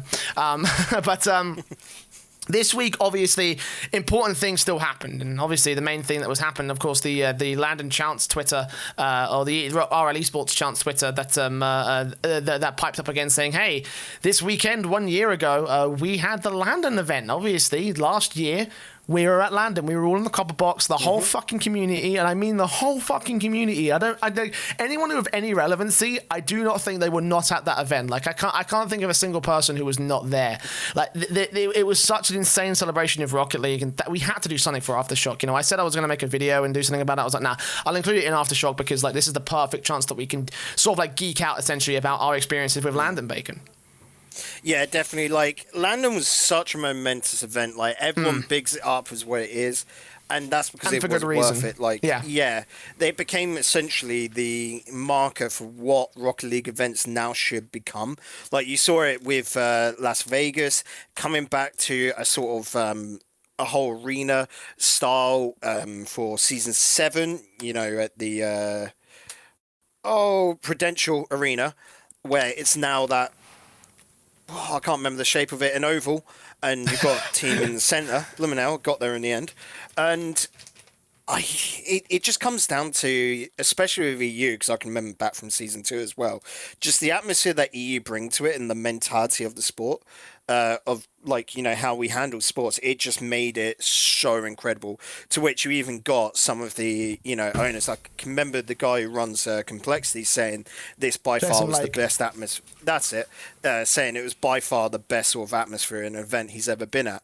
And it was just purely because of how the Rocket League community is and how it stacks there when you're finally given the right venue for it. And we even saw like a weird mixture of if you were watching any of the COD stuff, the Copper Box, it was a few weeks back, you even saw the sort of contrast there. And even then, they were only using half of the arena for COD. I know, man. Like, I saw that setup. Weird. It felt so weird because it was recognizably the Copper Box, but it was completely not the setup. It was just like, what the fuck is this? Which shows at the same time how much more it sells for Rocket League over Call of Duty. And for me, Call of Duty is the marker. Call of Duty and Rainbow Six are the markers for Rocket League at the moment because, of course, Rainbow Six was very much the similar time where it came out. The difference being, of course, they got ESL on board. But Call of Duty has had such a long-standing esports running. Maybe it's not had all the money, flooded into it like it's starting to get now. But, of course, it's got that potential to be CS level, doesn't it, Call of Duty? And it feels weird that they're only getting half of the Copper Box sold, unlike, what Rocket League did. I'm not really sure about that. Like, we could talk about that a bit more in depth on another podcast. I think that's another thing to talk about because, in general for LANdon as it stands, it's also a very significant moment in Rocket League history. Because just think about some of the fucking moments we had and the matches that we had over the course of that one. I get a lot of people these days, especially those who are involved in esports, that aren't sure whether Rocket League can work because they played the game, they know what it's about. They're like, well. I mean, they come from a Counter-Strike or a Dota background, and they're like, look, there's all this depth and shit you have to talk about and think about when it comes to, esports, and, Rocket League just doesn't feel like it has that kind of depth. It doesn't feel like it has that sort of, content you can make, and it's like, well, first thing I direct into is this podcast, because we talk for 2 hours a fucking week about, Rocket League shit, so don't tell me you can't go in depth. But the second thing I also do is I show them the 4-second Justin save to overtime, and every single time it convinces them, oh shit, actually, this is incredible. I was telling a story actually to one of my to my older cousin He works in computer programming. He used to be very involved with League of Legends esports back in like 2012. Not anymore, he's not. So he's just asking me about how my career is going on. I'm like, look, we went to LANdon and we went to the Copper Box and we did this whole thing, and it was a really, really fun thing. And he was asking, like, oh, does it really work though? Like, Rocket League doesn't feel like it would be an esport because, again, he's come from League of Legends. He doesn't understand it. So I showed him what the whole thing was, and I explained to him exactly like I explained to him the background of everything. I showed that whole clip, and then now he's a fan of Rocket League esports. Now he watches the RLCS. You know, like that moment forever goes down as one of the greatest moments in Rocket League history, and it was all spawned off of everything. Like, everything was perfect, you know. It was the greatest team of all time that had ever touched the game, you know, about to cement their legacy as that particular team that is, you know, still to this day completely unmatched in terms of what the championships they've won and what they've achieved, versus a team with a rookie player who has so much promise, who delivered on that promise with the greatest crowd in Rocket League, the greatest moment in Rocket League. You're never going to replicate those circumstances ever again. I don't care what you say. Like, you know, like you could say, well, maybe there's a chance. Okay, the thinnest chance in the fucking world, like, you know, thinner than my dick. Okay. The only thing that could change that would technically be Cloud9 going up against Triple Trouble in the finals this season. That's the sort of difference there. Cloud9 have been on the ball for ages for America. NRG, you could say a similar story, but when you look at who's coming through, maybe, yeah, Triple Trouble or Barca making it to finals against one of them, like, long time big American teams. Yeah, okay, all right. In terms of the matches themselves, is that going to happen? Well, again, it's thin as fuck, that particular chance. And again, you also got to consider the crowd and the people that were there, because in LANdon, what made that moment special was the fact that we blew the fucking roof off when that last second turbo pulsar goal came in at 4 seconds on the clock. And then when the Justin goal came in, we tore the fucking walls down, right? That's what it was like in the arena. Like, I know that it sounded loud on stream. It was nothing compared to actually being there. Everybody screamed, even me, when my voice was a fucking whisper because I destroyed my vocal cords that weekend. Even I had it in me to scream one final time for that goal. Everybody was hype, not just section 104, 105, and 103, but even the guys on the other end of the other side, you know? Like, it was a moment beyond belief. And I'll talk in more detail about that as we come down, because what I want to do before talking about the final moments, before talking about the LAN itself, is I want to talk about the memories that we had coming into the event, you know? When it was announced, during the lead up, during the weekend itself, you know, Bacon? Yeah, definitely, because I can remember the announcement, because again, this was like the one of, oh god, they're leaving it a bit late and then you're getting tickets. Like, I can see you've got this on here as well. That ticket process, I can remember being on holiday with my mates at Centre Parks. We're just about going to the swim pool, and I'm there like, guys, I've got to wait 2 minutes because I've got to be there right at, I think it was like 7 p.m. in the evening. They released it because it was midday, West Coast. So I'm there in the lockers, in my swimming trunks, on my phone, trying to buy 2 tickets as quick as I can. I missed the 104 wave, which didn't matter because for the first 2 days anyway, you could get into 104, weren't it? It was just towards the end where everyone wanted to get into 104. I got pushed off into the side. I think it was with 105. I can't remember who I was with for that one. Must have been Doomsy, right? No, because he's with his uni mates and that. Because I'd gone off to go fucking get like a beer, you know, and then come back and, oh shit, my seat's taken. And where I don't actually have the physical ticket for that, it was a 105 ticket, so I just went to my normal one, and that was fine. You're still on the same row because that whole side essentially became 104, you know, by the end of it. But anyway, going back to that, and I can remember doing it, and then texting your mate going, yeah, we didn't get 104. We'll have to deal with 105. That's fine. We're a little heartbroken then to the day when it came up to the weekend. It did not fucking matter. No. But there was still that melancholy feeling of sitting there because you were 2 minutes late. That's how quickly the tickets for that area went out. No. And this is going to lead to my point of the subpar lads and crafters, all of that lot, organising this as a community. This is why LANdon was so good, is because they basically directed it all, and I have not seen that happen over on the NA side of things. I'm honestly, I'm just gonna insert as well. I don't think I've ever seen it happen in any other esport ever. You know, I don't think not Counter-Strike, not Dota from my experience. Like, you know, I don't think I've ever seen like a community come together like they did for the LANdon event, especially in Team 104. So shout out to Subpar and Crafters and everybody for organising and sorting that shit out, because legitimately, like, it made it that extra special for me. Yep. And that's what I think I don't see it happening over on the NA side. Someone like Spooder or Sons Khan, Flump, whatever, needs to sort of pick up that role themselves and arrange that, but I haven't seen it. And when it comes back to EU next season, which is, heavily hinted at because they've already said their idea is essentially West Coast, East Coast, Please EU come back is to how London. they run that. You know that Please. subpar lads and that, and even us are ready to pick up that mantle to get it fucking going again, because that's what makes it good. And we've already seen it, and we know to run that shit again. Absolutely. I mean, you can tell when an event's going to be good when I have to highlight the ticket buying process. Like, you yourself also had your moment. I had my moment because I was sitting in Discord at the time, and I think it was Craftman that messaged me saying the ticket's about to go on sale. We're all chilling in the subpar Discord. So I jumped in his Discord channel with about 30, 40 other fucking people trying to talk over each other, getting ready for the things to come down. It was like, oh, we got like 2 minutes left. Get the countdown ready, and I was like, oh, this is my chance. So what I did was I went on YouTube and I looked up Europe, the final countdown, and I just patched that into the Discord. And everyone legit, it's like 60 seconds to go. Legit, it made everyone buckle. It was such a memorable moment, and it wasn't even at the LAN. And I just honestly, I was so proud of that. I was so fucking proud of that. It was again, it's one of those moments. It's like you can tell just from the fucking ticket buying process that this is going to be an amazing event. Like, I still remember the announcement myself when it was announced. I was in the middle of casting a Counter-Strike event. It was the most boring Counter-Strike event.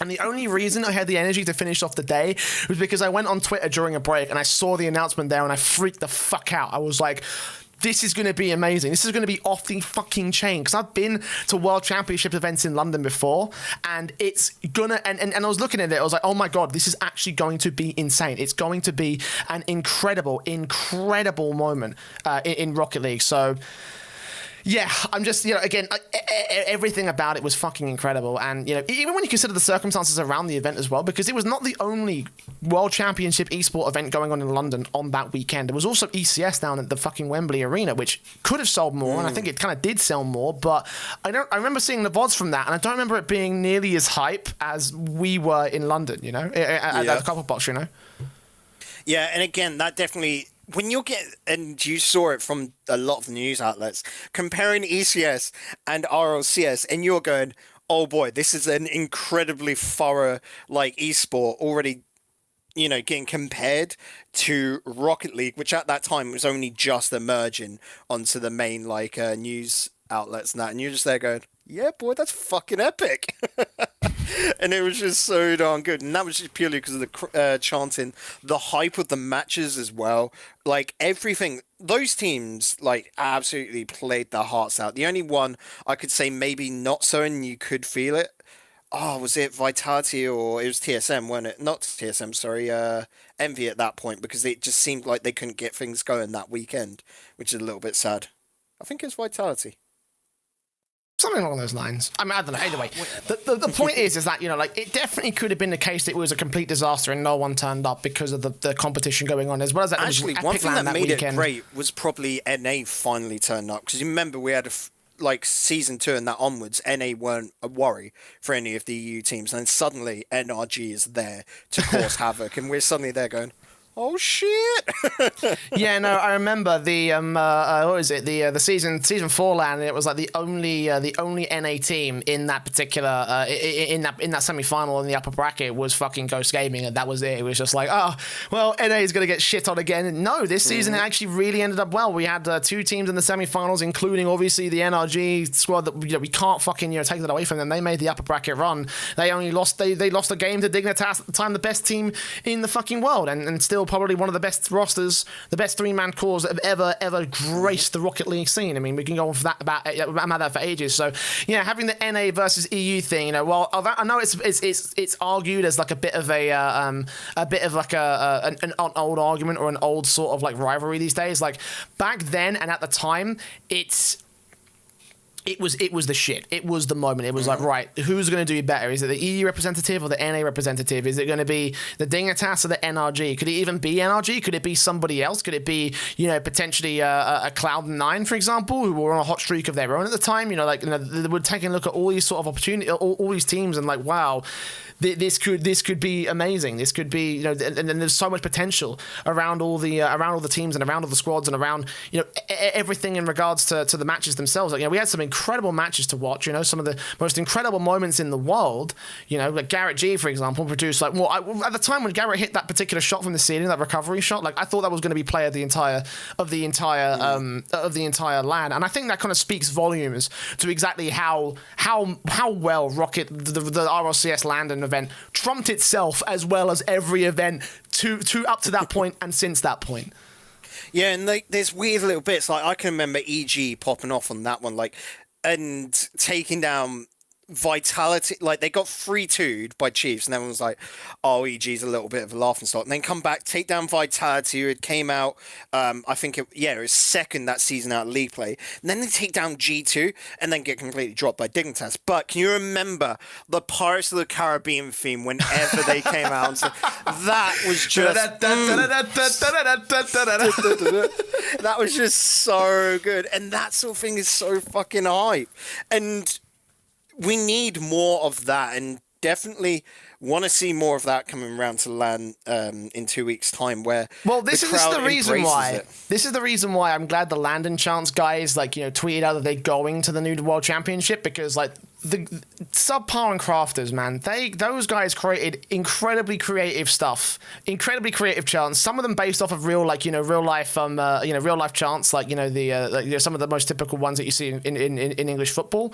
But there was a chant, there was a specific original chant for every single team, single fucking team, and everything from the Nordic clap to he's got a big nose, for fuck's sake, the can you score a goal based on can you beat my girl thing? You now see that in other esports come through. Exactly. We started that shit. That was fucking we started that in esports, but it was taken from footy, don't get me wrong.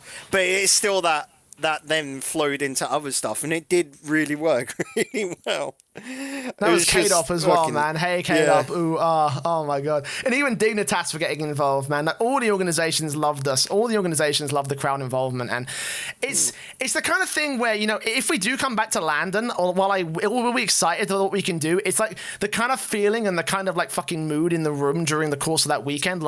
It's something that I don't think can ever be replicated again, which is why being there and being there live in the case of us two, it made it something extremely special for everyone who was there at the World Championship that year. Yeah, and when you look at it now, where are they going to go next season? I'd love it to be LANdon, but I want it to be somewhere else within Europe, and it's got.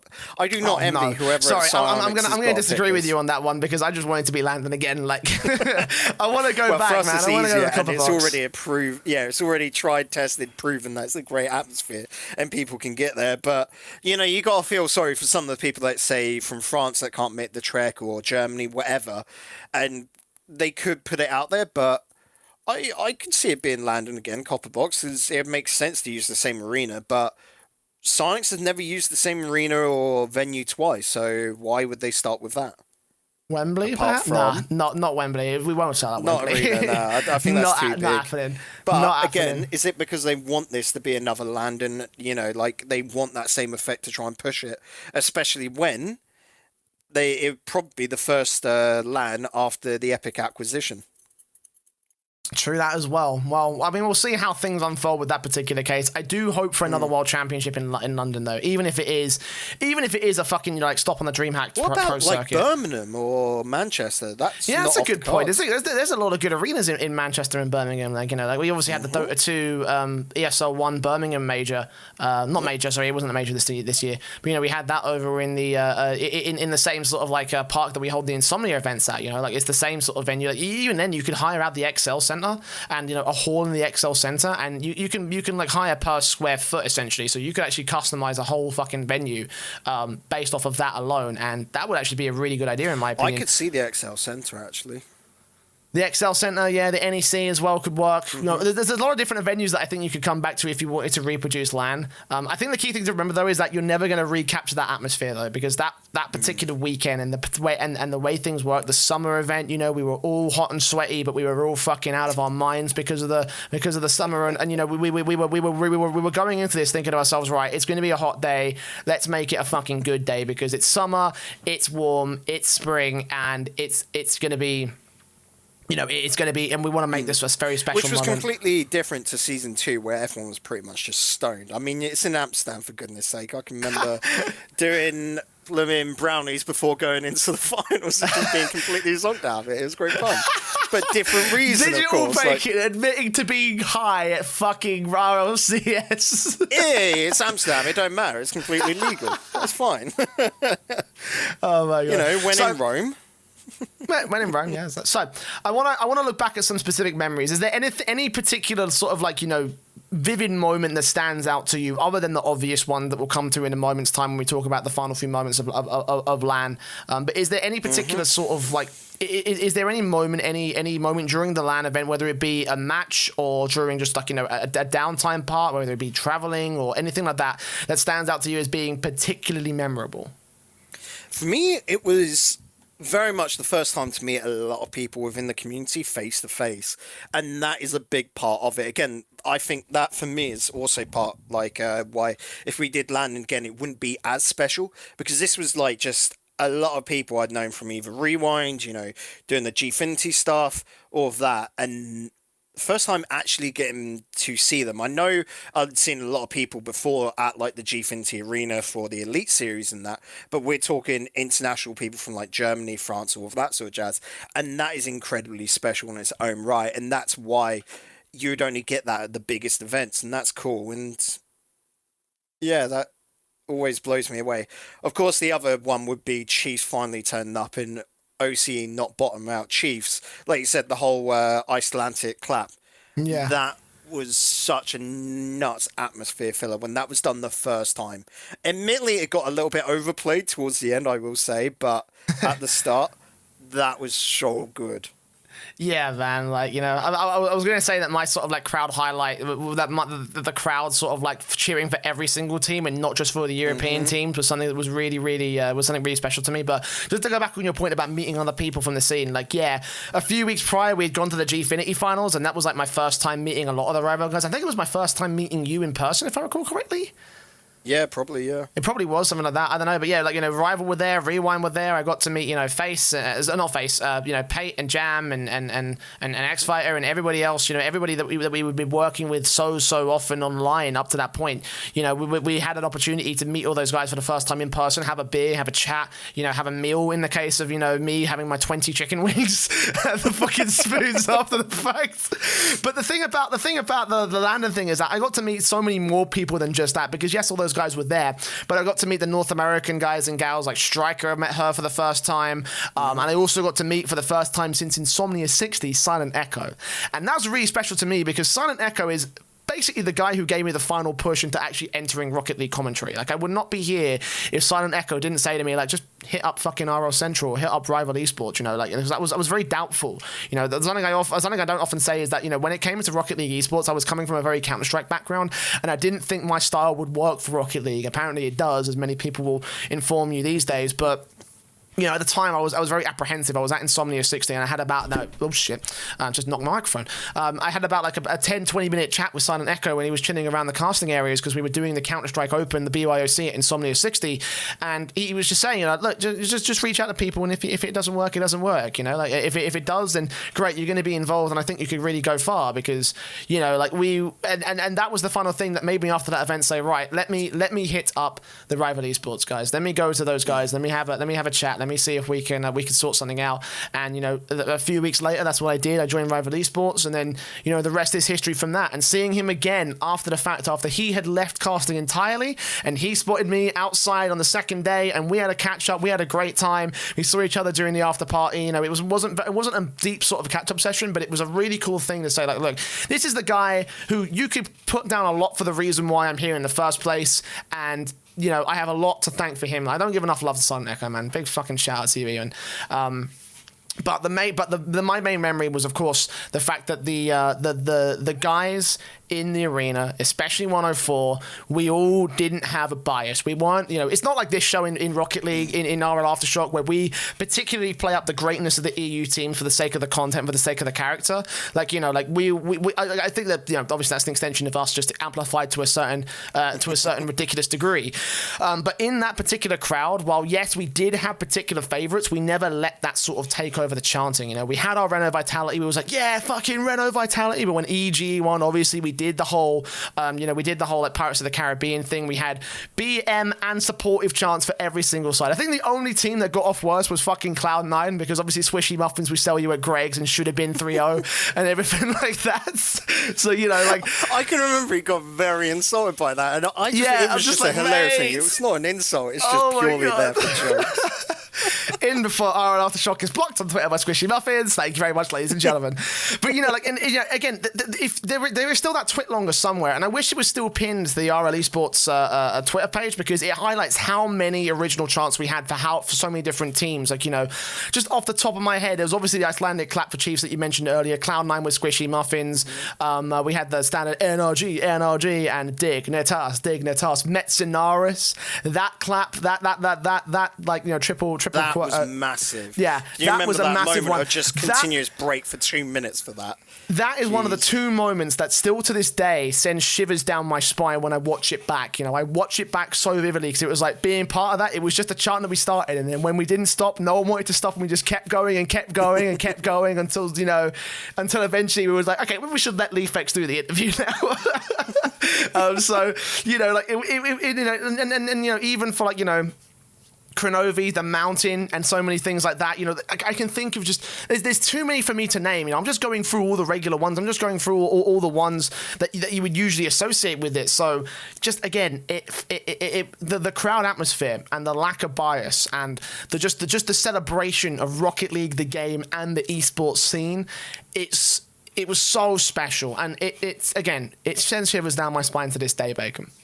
Oh, yeah, definitely. And then, of course, there was just simple little memes like Gibbs is guessing, that sort of thing. Or it was spurring off the Gibbs one where he'd said, I think his Badger and Lee played, oh, you know him, he's a legend in his bedroom, which everyone fucking just blew off on whenever Justin was going on. Legend in his bedroom, that sort of thing, it's just part of the community. It's just complete and utter memeage, no one taking it seriously, and it's beautiful. Another thing, actually, as well, in regards to Gibbs, actually, this is another moment I want to share, is that when we got there, Gibbs was doing fan meet and greets before the actual before the show started on day one, and so I got a photo with him. I think Tractor Manager has it still. I haven't got it on myself, but I asked him. I was like I asked him. I was like, right, who do you think is the best player in the world, and why is it Turbo Pulsar?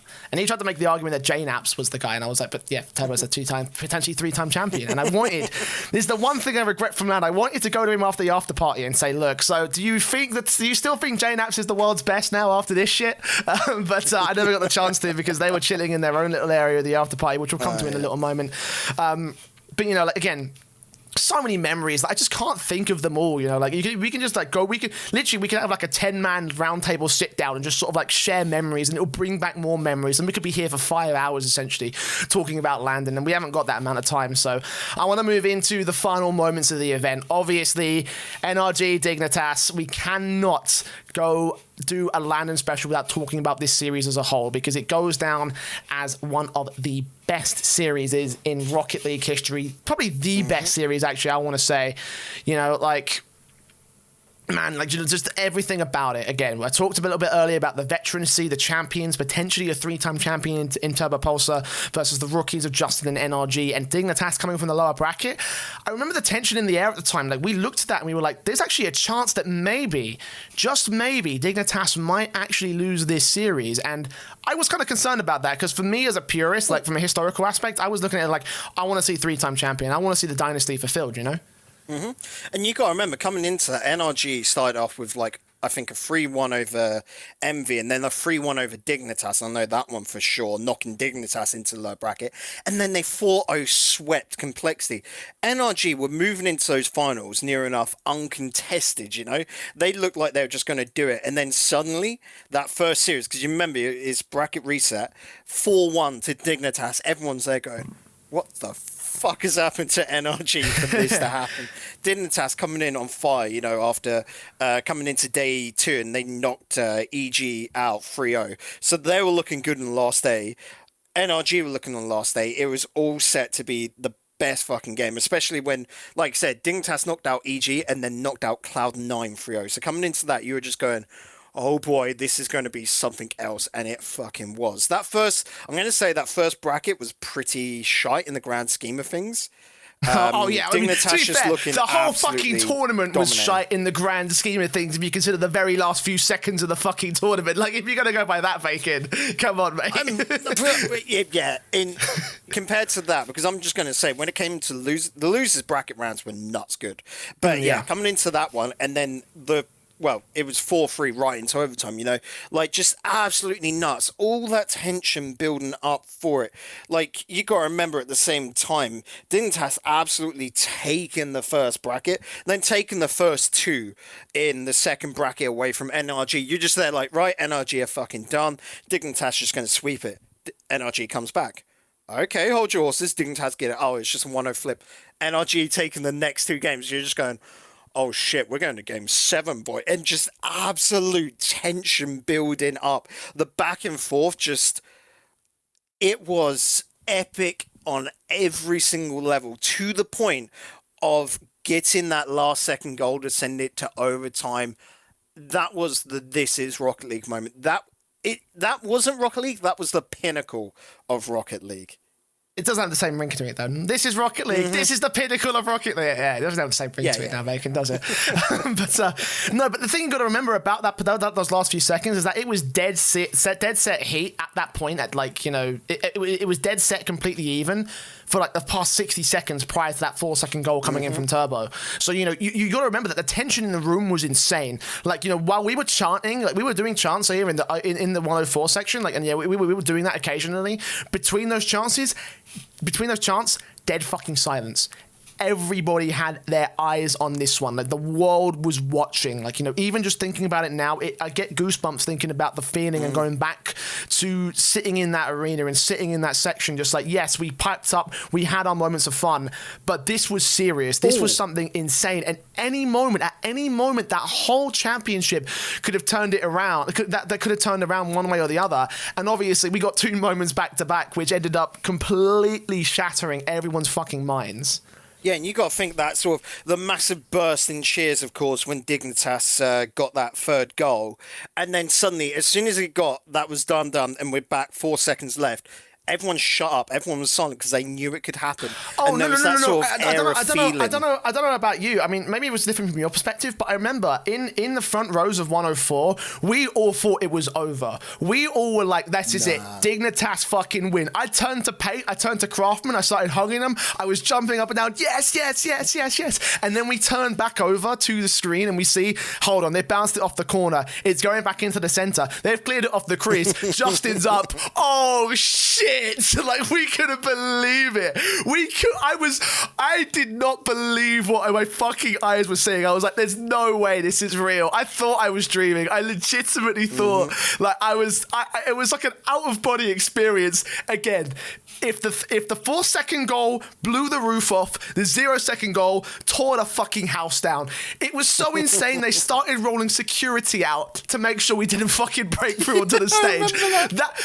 That's something you probably didn't see on the stream. Like, there were fucking high-vis jackets all around the stage because they were so concerned about us. We fucking lost it. We absolutely lost it. The stream, although it seems like it was insane, it doesn't do it justice. The stream does not do it justice. It's indescribable. It was indescribable. The electricity in the room when that 0-second goal came in, and when the final goal came from Turbo, the most appropriate goal in the world. I remember I turned back to Pay, I hugged him, and then I ran back up the stairs to McLovin, who was my really good friend at the time. and the guy that ultimately, prior to Silent Echo, got me involved in Rocket League esports as a whole. I went up there, I hugged him, I was like, fantastic. And then when I turned around to walk back to my seat, I looked at the whole arena. There was not a single person sitting down. Not a single person sitting down. The electricity in the room, the volume in the room. Like, you know, you talk about overpowering casters. We did that and then some. Like, you could not hear Shogun and Carpet. I didn't even know about This Is Rocket League till I went back and watched the VOD the day after. Okay? Like, you know, that's how mad that whole thing is. Like, you know, you can take a look at the videos, but there is, and you can listen to the accounts from us. You can listen to the accounts and the memories from other people, but you will never, ever understand how insane everything about LANdon really was. And it's, you know, we talk about it as the landmark moment. We talk about it as the most pivotal moment in Rocket League history, and we mean it because it truly was that. Jay, I've got nothing to add. I think we're done, boy. Oh my God, man. Fucking hell, man. And let me tell you something as well, by the way. Just before we head out as well, like, I have a lot of personal and emotional attachment to esports. Like, you know, like esports, when I think of some of the best moments in esports and the ones that I've experienced, like, you know, usually I get chills down my back. Usually I get goosebumps along my arms. Like, LANdon was so special that every time I go back to the event, and every time I go back to watch the video, and every time I go back to watch the VOD, which I do at least once every 2 months or so, just to let you know, there's always a certain element of like a tear in my eye and a choked up sort of atmosphere, because a choked up sort of like voice, because that's how special it really was. Like, you know, to me individually, like, you know, I can't speak for anybody else. I can't say that, you know, that's the same for everybody else, but like, it was truly one of the best events of my life. And I've been to a few different events. You know, I've been to music festivals. I've been to download festivals. I've been, obviously, you know, everyone knows about the armbands that used to be on my wrist for all the LAN events I've been to, you know. Prior to that point, I think I'd been to that was my third World Championship event in London, you know, and I'd seen some really good shit. I'd seen some really great atmospheres. Still to this day, none of those come close to what we did at LANdon that day. Not even the fucking Face It Major, you know, not even the Face It Major, which happened like later on that year. And man, let me tell you, man, every time I think about it, every time people ask me, what event should I watch to get into Rocket League esports, every single time, it will always and forever be LANdon. Yeah. And I think that is pretty much the highlight pinnacle moment of Rocket League. Like, I hope it gets challenged sometime soon, because you got to think that's a year ago. How have we not had something that's able to match that in the last year? But it's what it is. That is a moment-defining part. And I can feel there's something coming soon, but probably not this LAN. It's going to be the one after, I reckon, because we're going into this one, unless there is an absolute upset story coming from one of the, I want to say, lower teams, like we were saying, like Triple Trouble, or you've got the likes of, you know, Barca coming in, where they've just moved up and then winning. I don't think we're going to get a massive story coming out of LAN. I reckon it's going to be very by the book, I want to put it, but I hope I'm wrong there. I love it how you're like ending on a really solemn and fucking anticlimactic note as well. I'm saying the next time it goes to EU, by how we're seeing a lot of Rocket League build up, that is going to be the next moment. And it seems somewhat fitting when it comes back to EU for that, you know? Well, we look forward to being there for it. You have absolutely no doubt that Aftershock will be well represented at the next European LAN. We will be at Valencia. That much is for certain. We will be at the next World Championship if it comes to Europe. So make sure you get your fucking tickets, because you do not want to miss out on another potentially world-class moment, a era-defining moment in Rocket League. So yeah, you know, I have to say, Bacon, by the way, it's been really cool looking at all the social medias and all the stuff on Twitter and Reddit about people sharing their memories, because, like, it really does stoke something in you when you think about sort of like the way that esports is set up to allow all of us to, you know, to celebrate in something that we all love as a common trend, and that being Rocket League. You know, for me, it's video games as a whole, but, you know, of all the communities I've been a part of, you know, and I've been a part of a lot of different communities, like, nothing comes close to what Rocket League has given, to its people. It was all built by the community, and the community love to celebrate that fact. They love to celebrate what Rocket League is and what it has become and what it can be in the future. Like, we all look at it, we all love it. Some of us love it. Some of us might not express it in the same sort of way, or in the way that most people want to express it. I'm a case in point of that right there. But it is something really special, and it has spawned so much. It spawns so much joy across so many people, It really does. Like, that's the one thing about esports. It's like, it often gets knocked a lot on Twitter and in, like, all social media, all that sort of case. But really, how's it any different from real sports, football and such? And you see grown-ass men tearing up in that, and it makes sense here. And this is what we're trying to get across, is that it's the exact same emotions, Well, hopefully we can see more of those emotions coming up very, very soon. Of course, the next LAN event is coming up, not next weekend, but not this weekend, but the weekend after that. So, goddamn, man, what a fucking show, and what a fucking way to recount everything. I think that I don't think we can ever do it justice, but I do think that we can share our stories, and we do encourage that you will, of course, share your stories on Twitter at RLAfterShock, or via the Reddit threads of this particular podcast when it goes up on the subreddit, or anywhere else where you want to just let us know what your memories are from LAN, because genuinely, like, it has been so heartwarming reading all of the Reddit thread comments and everything else over the past weekend of everything else. We are a little bit late to the party, so chances are we have seen the most of the memories, but if you have anything you want to share, then please do so. Like, we absolutely love to read it. For the time being, that is going to be it for this week of RL Aftershock. Bacon, you said it would be less than an hour, this show, before we got started recording. Now we're up to an hour and a half. You just like waffling on, don't you? That's it. Fuck you, right? I'm not waffling on. I'm not waffling on. I'm reliving the memories. I'm fucking, I'm telling you my perspective of things. I'm telling you my story. Proper nostalgic, man. And I really have enjoyed this episode. It has been one of our better ones from an editorial perspective. Hopefully you have enjoyed it at home as well. Next week, we will be back with more, because when we talk about the Rocket League esports stuff of the past, we look to the Rocket League esports stuff of the future. Next week is going to be our mega episode, our prediction episode, our pick 'em challenge between us two and two more of Rocket League's finalists will be joining us on the show next week. It should be live. I'm going to say that tentatively because I'm hoping it will be, but it should be live. The hope is that we can get the live shows going for the return of the prediction show. So make sure you keep it locked at twitch.tv/RLAftershock and keep your eyes locked on the Twitter. Again, it's at RLAftershock. We will be announcing all the details there and on Discord for the return of the live shows of RL Aftershock, and it is a show that you do not want to miss. Bacon, any final words before we close out this, what has been a fantastic episode of Aftershock? Not really. I'm too busy poking my dog. It's annoying him. How's Tom these days? Is he all right? Yeah, he's a good boy. He's always a good boy. He's a good boy. And we'll be a good podcast. We promise you that much. We're back next week. So have fun and stay tuned. And tune in next week for even more of the Aftershock.